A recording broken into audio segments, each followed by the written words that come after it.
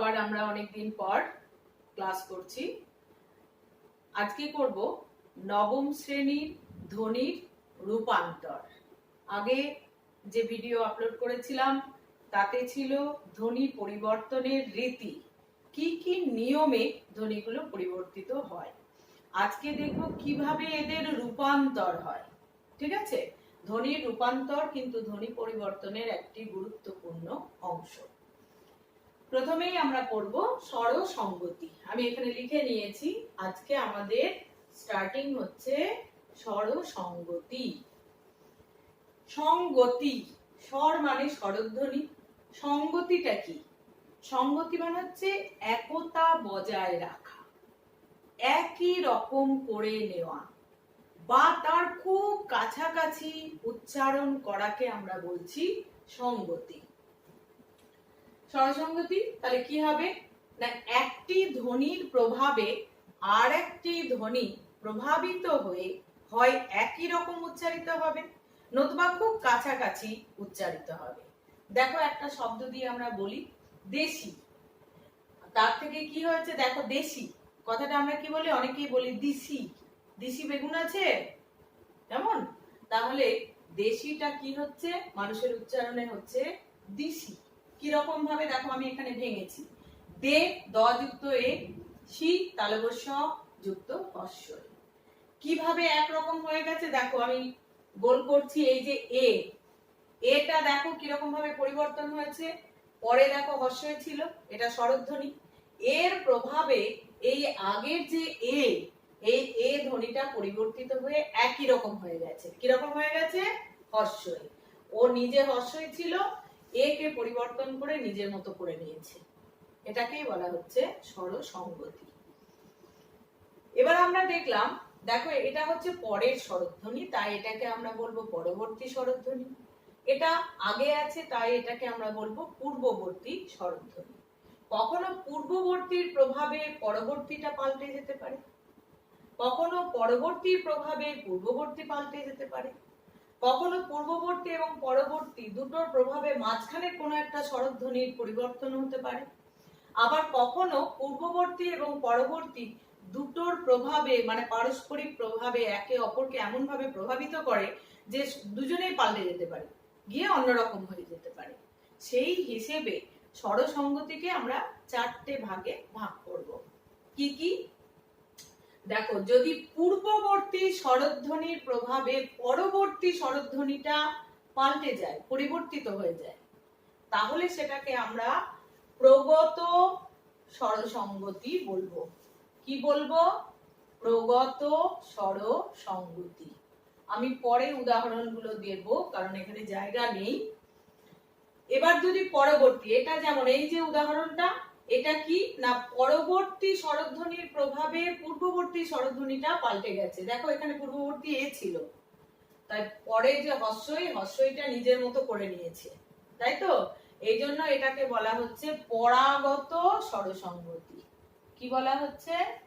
পরাগত স্বরসংগতি। এরপরে দেখো, পূর্ববর্তী ও পরবর্তী দুটোই কি হবে না, মাঝখানে যদি কোনো স্বরধ্বনি থাকে তাকে যদি পরিবর্তন করে দেয়, হয় পূর্ববর্তীর প্রভাবে হতে পারে কিংবা পরবর্তীর প্রভাবে হতে পারে, যদি মাঝখানে স্বরধ্বনিটা পাল্টে যায় তাহলে তাকে আমরা বলবো মধ্যগত স্বরসংগতি। কি বলবো? মধ্যগত স্বরসংগতি। আর তারপরে কি আছে দেখো, আমি একটা অ্যারো চিহ্ন দিয়েছি, পূর্ববর্তী পরবর্তী একে অপরের প্রভাবে, এইটা বোঝাতে আমি অ্যারো চিহ্নটা এইভাবে ব্যবহার করেছি, একবার ওর প্রভাবে একবার এর প্রভাবে, দুজনের পারস্পরিক প্রভাব। এখানে লিখছি আমি কথাটা পারস্পরিক প্রভাব। এই পারস্পরিক প্রভাবে যদি উভয় স্বরই পরিবর্তিত হয়ে যায়, দুজনেই যদি পাল্টে যায়, তখন তাকে আমরা বলবো অন্যন্য, বানানটা দেখবে একটু, অন্যন্য স্বরসংগতি বা পারস্পরিক স্বরসংগতি। অন্যন্য স্বরসংগতি বা আরেকটা নাম হচ্ছে পারস্পরিক স্বরসংগতি। তাহলে আমরা স্বরসঙ্গতিকে 4টে ভাগে ভাগ করলাম। কেন করলাম? না, দুটো স্বরধ্বনি, এই বাম হাত আর ডান হাত, আমার এই হাতটা পূর্ববর্তী, এই হাতটা পরবর্তী, এইটার প্রভাবে কখনো এটা পাল্টে যাচ্ছে, এইটার প্রভাবে কখনো এইটা পাল্টে যাচ্ছে, দুজনের প্রভাবে কখনো মাঝখানেরটা পাল্টে যাচ্ছে, আবার দুজনের প্রভাবে কি হচ্ছে, দুজনেই নেই, একদম আলাদা হয়ে গেছে, একে অপরের প্রভাবে প্রভাবান্বিত হয়ে আলাদা হয়ে গেছে, একটা অন্য কিছু এইটা চলে এসছে মাঝখানে, অন্যান্য। তাহলে মনে থাকবে। এবার আমরা উদাহরণের মাধ্যমে বুঝবো যে প্রগত স্বরসঙ্গীত উদাহরণ কিরকম, পরাগত কিরকম, মধ্যগত কিরকম, অন্যান্য কিরকম। আমি জাস্ট দুটো করে এক্সাম্পল তোমাদের এখানে দেখাচ্ছি।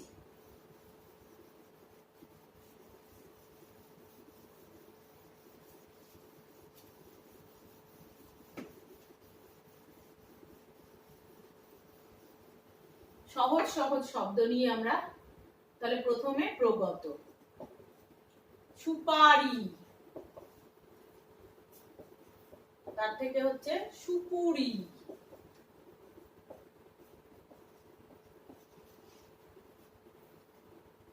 দেখেছো কি হয়েছে? পূর্ববর্তী কি ছিল? হর্ষও ছিল, আর এটা কি ছিল? আকার ছিল। এটা কি ছিল? আকার। আর এটা কি আছে? হর্ষ। এইটার প্রভাবে আটা পরিবর্তিত হয়ে কি হয়ে গেছে? হর্ষ হয়ে গেছে। তাহলে আগেরটা যখন পরেরটাকে প্রভাবিত করে তখন তাকে বলা হচ্ছে প্রগত স্বরসঙ্গতি। যেমন পূজা থেকে পুজো, কেমন? এরকম দুটো দুটো করে আমি বলছি, তোমরা নিজেরাই উদাহরণ দেখলে নিজেরাই করতে পারবে। প্রগত স্বরসঙ্গতি। নেক্সট চলে যাচ্ছি পরাগত। দুটো করে উদাহরণ আমি দেখাচ্ছি।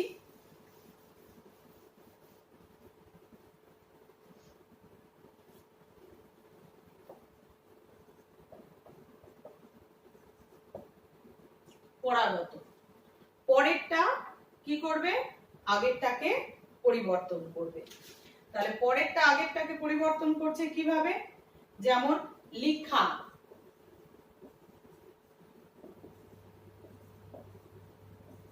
লেখা, ঠিক আছে? তারপরে ধরো উঠা, ঘুম থেকে উঠা, উঠেছে, উঠা শব্দটা, তার থেকে হচ্ছে ওঠা। তাহলে পরেরটা কিভাবে করলো? না, আমি বলেছি একই রকম করবে তা নয়, কাছাকাছি করে নেবে। তাহলে পরেরটা কি ছিল? দেখো আকার ছিল, এটা কি ছিল? হর্ষই ছিল, আর এটা কি ছিল? আ ছিল। এ কি করলো? আটা একে এ করে নিল। কেমন? কি করে নিয়েছে? একার করে নিয়েছে। হর্ষটাকে কি করে নিয়েছে? এই আকার কি করেছে? হর্ষকে ও করে নিয়েছে। বুঝেছো? এটাকে পরাগত বলছি আমরা। তারপরে দেখো মধ্যগত। মধ্যগত লিখি, মাঝখানেরটা পাল্টাবে। বিলাতি, কি বলি? বিলিতি। ভিখারি, কি বলি? ভিখিরি। দেখো পরিবর্তনগুলো। বিলাতি কি ছিল? আ ছিল, ভালো করে এখানে দেখো। এখানেও ভিখারি কি আছে? আ আছে। আর আগের গুলোতে কি আছে? হর্ষই আছে, এখানেও হর্ষই আছে। এটাও কি আছে? হর্ষই আছে, এখানে হর্ষই আছে। তাই তো? তাহলে কি হয়েছে? না, পূর্ববর্তী বা পরবর্তী যে কোনো একটির প্রভাবে এইটি কি হয়েছে? হর্ষই আকার থেকে কিসে পরিণত হয়ে গেছে? হর্ষইকারে। দেখেছো? ভিখারির ক্ষেত্রেও কিন্তু দেখো এখানে হর্ষইকার হয়ে গেছে। দেখেছো? তাহলে দুটোর প্রভাবে কি হয়েছে? না, মাঝখানে পরিবর্তন হয়ে একই রকম হয়ে গেছে, তাই এটাকে বলা হচ্ছে মধ্যগত স্বরসঙ্গতি। এরপরে আসছে অন্যান্য। অন্যান্য মানে কি? না, দুটোর প্রভাবে কি হবে? দুটোই চেঞ্জ হয়ে যাবে। যেমন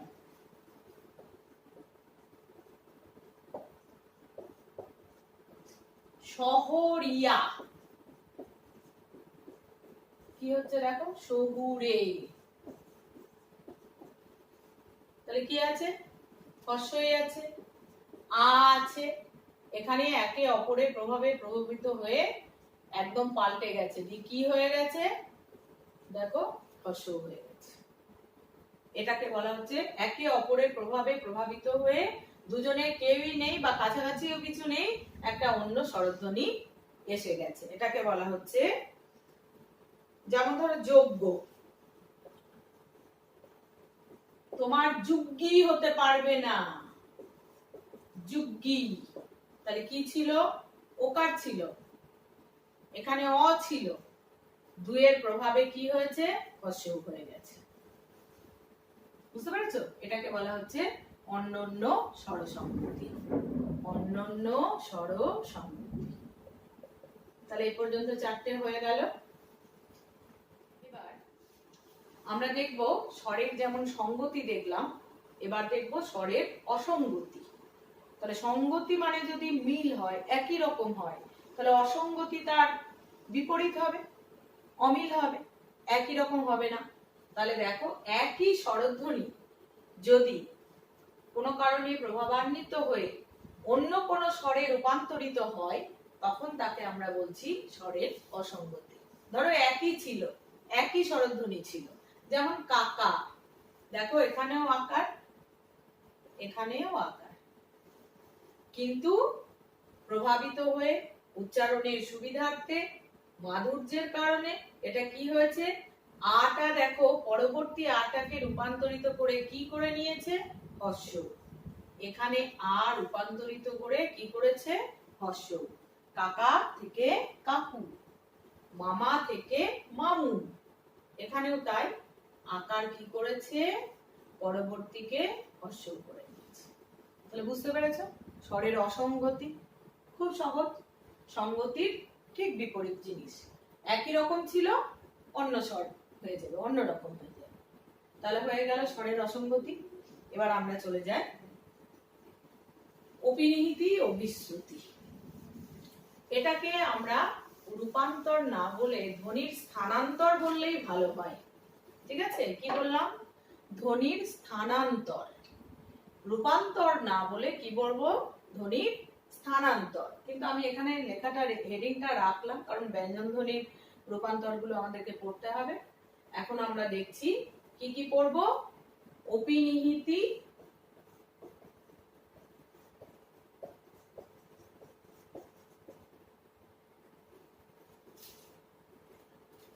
আর একটা হলো অভিশ্রুতি।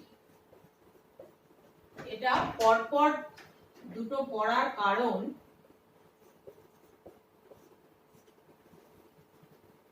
পরপর এটা দুটো পড়ার কারণ আছে। কারণটা কি, প্রথমে দেখো অপিনিহিতি। প্রথমে একটা শব্দ লিখি, করিয়া, কইরা। ভালো করে বিশ্লেষণটা দেখবে, আগে ভাঙি এটাকে। ক তার মানে অ আছে, রি রয়ের সঙ্গে হর্ষই আছে, আ অন্তঃস্থয়ের সঙ্গে আ আছে। ঠিক আছে, পরেরটা দেখো ভাঙছি, ক, অ হর্ষই, র জ ফেলা আছে তাই অন্তঃস্থ জ, তারপরে আ। কি ব্যাপারটা হলো তাহলে, কিরকম হলো ঘটনাটা দেখো, এখানে তাকাও, কার পরে ছিল হর্ষইটা, করিয়া, দেখো রয়ের পরে ছিল, রয়ের আগে উচ্চারিত হয়ে যাচ্ছে, কেমন, তাহলে পরে উচ্চারিত হওয়ার কথা, কিন্তু কি হয়েছে, আগেই উচ্চারিত হয়ে যাচ্ছে। ঠিক এরকম ভাবে সাধু, সাউদ,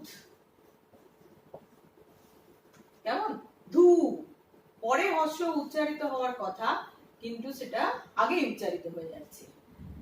এটা পূর্ববঙ্গীয় ভাষায় বহুল প্রচলিত, কইরা, ধইরা, কেমন, মইরা, সাধু থেকে সাউথ, নারকেল, নাইকেল, এরকম প্রচুর উচ্চারিত হয় পূর্ববঙ্গীয় ভাষায়। তাহলে ওরা কি করছে না হস্যই বা হ্রস্বৌ, এই হস্যই বা হ্রস্বৌ শব্দের যেখানে উচ্চারিত হওয়ার কথা সেখানে উচ্চারণ না করে কি করছে আগেই উচ্চারণ করে ফেলছে। কেমন ওদের উচ্চারণের সুবিধার জন্য ওদের হয়তো এরকম ভাবে বলাটা অভ্যাস, তো এটাতে তাদের মনে হয় উচ্চারণের সুবিধার জন্যই তারা কি করে না যেখানে বলার কথা সেখানে না বলে তারা আগেই উচ্চারণ করে ফেলছে। এইটাকেই বলা হচ্ছে অপিনিহিতি। তাহলে কি হচ্ছে এখানে কোনো রূপান্তর হয়নি, দেখো স্থানান্তর হচ্ছে। যেখানে হওয়ার কথা সেই জায়গায় না হয়ে স্থানটা পরিবর্তন করে আগে হয়ে যাচ্ছে, এটাকেই আমরা বলছি অপিনিহিতি। তাহলে সংজ্ঞা কি বলবো, উচ্চারণের সুবিধার জন্য শব্দ মধ্যস্থিত হস্যই বা হ্রস্বৌ যথাস্থানে উচ্চারিত না হয়ে যদি আগেই উচ্চারিত হয়ে যায় তবে তাকে বলা হচ্ছে অপিনিহিতি। যেমন প্রচুর উদাহরণ বললাম, করিয়া থেকে কইরা, ধরিয়া থেকে ধইরা, মরিয়া থেকে মইরা, নারিকেল থেকে নাইরকেল, সাধু থেকে সাউথ ইত্যাদি। ঠিক আছে, তাহলে অপিনিহিতি নিয়ে কোনো অসুবিধা নেই। এটা হলো ধ্বনির স্থানান্তর। এরপরে দেখো অভিশ্রুতি। অভিশ্রুতিতে কি হচ্ছে, এখানে তিনটে দেখবো, মনে রাখবে অপিনিহিতি পূর্ববঙ্গীয় অর্থাৎ বাংলাদেশীয়, বাংলাদেশের যে ভাষা পূর্ববঙ্গীয় ভাষায় এর বহুল প্রচলন, এটা মাথায় রাখতে হবে। আর অভিশ্রুতি হচ্ছে পশ্চিমবঙ্গের ভাষায় বহুল প্রচলন, এটা মনে রাখবে। এটা কি রকম দেখো, করিয়া, তার থেকে কইরা, তার থেকে হচ্ছে করে, ঠিক তেমনি ধরিয়া ধইরা ধরে। এই যে হস্যই, এই হ্রস্বইটা কি হয়েছে না পশ্চিমবঙ্গের ভাষায় এ ধ্বনিতে পরিণত হয়েছে। তাহলে সাধুটাকে কি বলে, সাধু, সাউথ, সাধো। কেমন, তাহলে কি দাঁড়ালো, অভিশ্রুতিটা কি হলো না হস্যই বা হ্রস্বৌ। কোথা থেকে এলো এটা, এটা হলো অপিনিহিতি জাত, অপিনিহিতি জাত মানে অপিনিহিতি থেকে এলো, অপিনিহিতির প্রভাবে আগত, প্রভাবে আগত। কেমন, কি হচ্ছে না হ্রস্বইটা হয়ে যাবে এ আর হ্রস্বটা হয়ে যাবে ও। কেমন, এরকম যখন হবে তখন তাকে আমরা বলবো অভিশ্রুতি। বুঝতে পেরেছো? তাহলে কি বললাম, অপিনিহিতি জাত বা অপিনিহিতির প্রভাবে আগত হস্যই বা হ্রস্বৌ যদি উচ্চারণের সুবিধার জন্য এ বা ও ধ্বনিতে পরিণত হয়ে যায় তবে তাকে আমরা বলবো অভিশ্রুতি। এটাকে আমরা দেখো স্থানান্তর বলছি না, এটা কিন্তু রূপান্তর হয়েছে। কেন না হস্যইটা এ হয়ে গেছে, হস্যটা ও হয়ে গেছে, তাই এটাকে আমরা কি বলবো ধ্বনির রূপান্তর। ওটাকে বলেছিলাম স্থানান্তর আর এটাকে বলছি রূপান্তর। তাহলে অভিশ্রুতির সংজ্ঞা কিভাবে বলবো, বলবো অপিনিহিতির প্রভাবে আগত হস্যই বা হ্রস্বৌ যদি উচ্চারণের সুবিধার জন্য এ বা ও ধ্বনিতে পরিণত হয় তবে তাকে বলা হচ্ছে অভিশ্রুতি। কেমন, যেমন করিয়া কইরা করে, ধরিয়া ধইরা ধরে, মরিয়া মইরা মোরে। ঠিক আছে, নারিকেল নাইরকেল নারকেল। এরকম অসংখ্য উদাহরণ আছে, তোমরা পড়তে পড়তে পাবে। আর মনে রাখতে হবে অপিনিহিতি পূর্ববঙ্গীয় ভাষায় বহুল প্রচলিত আর অভিশ্রুতি পশ্চিমবঙ্গের ভাষায় বহুল প্রচলিত। ঠিক আছে, এবার আমরা পড়ব সমীভবন। সমীভবন। এতক্ষণ আমরা পড়লাম স্বরধ্বনির রূপান্তর, স্থানান্তর। এবার আমরা পড়ব ব্যঞ্জন ধ্বনির রূপান্তর। এবং ব্যঞ্জন ধ্বনির রূপান্তরের মধ্যে আমরা প্রথমে আসছি সমীভবন। দেখো, সমী সমী শব্দের অর্থ হলো সমান, বুঝতে পেরেছ? আর ভবন শব্দটার উৎপত্তি হয়েছে ভূ ধাতু থেকে। ভূ ধাতু থেকে এসেছে ভবন। ভবন মানে হচ্ছে হওয়া। এখানে ভবন মানে গৃহ বা আলয় নয়, ঠিক আছে? এখানে ভূ ধাতু থেকে এসেছে ভবন, অর্থাৎ হওয়া। তাহলে সমী ভবন শব্দটার মানে কি দাঁড়ালো? সমান হওয়া। কি সমান হয়? কি সমান হয় না, দেখো, শব্দের মাঝখানে অবস্থিত দুটি ব্যঞ্জন ধ্বনি। কি বললাম? শব্দের মাঝখানে অবস্থিত দুটি ব্যঞ্জন ধ্বনি যখন একটার প্রভাবে আর একটা, মানে পূর্ববর্তী আর পরবর্তী, এটা মাথায় রাখতে হবে। হয় পূর্ববর্তীর প্রভাবে পরবর্তী, কিংবা পরবর্তীর প্রভাবে পূর্ববর্তী, কিংবা পূর্ববর্তী এবং পরবর্তী উভয়ের একে অপরকে প্রভাবিত করবে এবং একটা অন্য কিছু আসবে, এটাকেই বলা হচ্ছে সমীভবন। তাহলে শব্দের মাঝখানে অবস্থিত দুটো ব্যঞ্জন ধ্বনি যখন একই রূপ, মানে একটার প্রভাবে একজন আরেকজনকে কি করে নেয়, নিজের মতো করে নেয়, ঠিক আছে? তাকে আমরা বলছি সমীভবন। একটা উদাহরণ দেখো, আমি 3টে উদাহরণ এখানে লিখেছি। পদ্ম, আমরা উচ্চারণ করি পদ্ম। আমরা কি কেউ বলি পদ্ম? বানানে কিন্তু আমরা কি লিখি? প দয়ে ময়ে। তাহলে কি লিখছি দেখো, প দয়ে ময়ে। উচ্চারণ করছি কি? পদ্ম, ঠিক আছে? তাহলে এই যে দটা কিন্তু আগে আছে, দটা আগে আছে, মটা পরে আছে। তাহলে পূর্ববর্তী ধ্বনিটা পরবর্তী ধ্বনিকে পরিবর্তন করে নিজের মতো করে নিয়েছে উচ্চারণের সুবিধার জন্য, ঠিক আছে? তাহলে একে আমরা বলছি কি? প্রগত। যদি পূর্ববর্তী ধ্বনি পরবর্তী ব্যঞ্জন ধ্বনিকে পরিবর্তন করে নিজের মতো করে নেয়, নিজের একই রূপের করে নেয়, তাহলে তাকে আমরা বলছি প্রগত সমীভবন। আর কি না, দুর্গা থেকে দুর্গা। দেখো, এখানে ভেঙেছি আমি। দুর্গা, দুর্গা, উচ্চারণটার দিকে তাকাও। রেপ হয়ে গেছে, রটা রেপ হয়ে গেছে।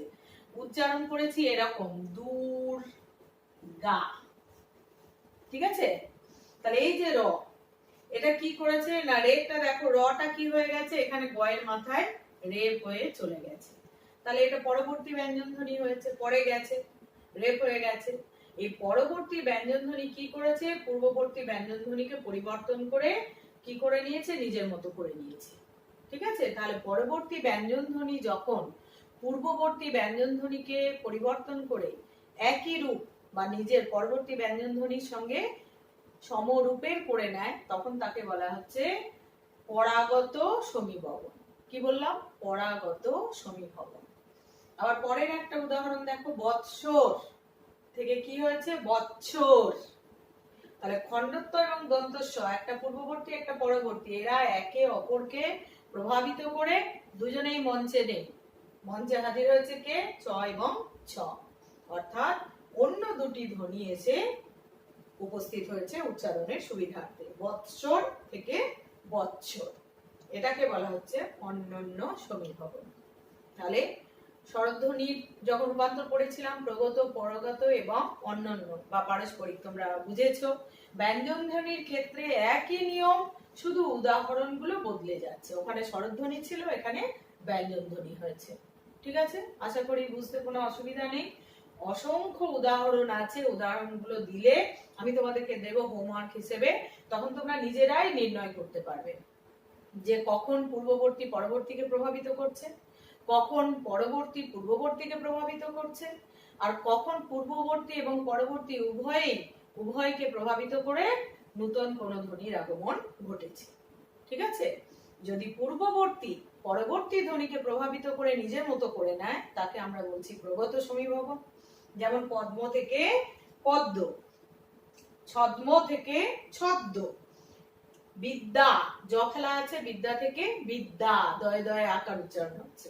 ঠিক তেমনি পরাগত সমীভবনের ক্ষেত্রেও তাই, ধর্ম থেকে ধম্ম, কর্ম থেকে কম্ম, কেমন এই যে পরিবর্তনগুলো হয়েছে এগুলো সবই পরবর্তী ব্যঞ্জন ধ্বনির প্রভাবে পূর্ববর্তী ব্যঞ্জন ধ্বনি পরবর্তী ব্যঞ্জন ধ্বনির মতো হয়ে গেছে। এটাকে বলা হচ্ছে পরাগত সমীভবন। আর পরেরটা কি বললাম, যে পূর্ববর্তী এবং পরবর্তী একে অপরের প্রভাবে প্রভাবিত হয়ে নূতন ধ্বনির আগমন ঘটছে। ঠিক আছে, এটাকে বলা হচ্ছে অন্যান্য সমীভবন। তাহলে সমীভবন আমাদের হয়ে গেল, কোনো অসুবিধা নেই আশা করি কারোর বুঝতে। সমীভবন শব্দটার মধ্যেই লুকিয়ে আছে সমান হওয়া। ঠিক আছে, এরপরে চলে যাচ্ছি, দেখো বিষমীভবন। সমান ছিল কিন্তু অসমান হয়ে গেল, কেন না উচ্চারণের যেমন সুবিধা আছে, উচ্চারণের বিকৃতি আছে, তাই তো এগুলো আমরা প্রথম দিকের ভিডিওতে আলোচনা করেছিলাম।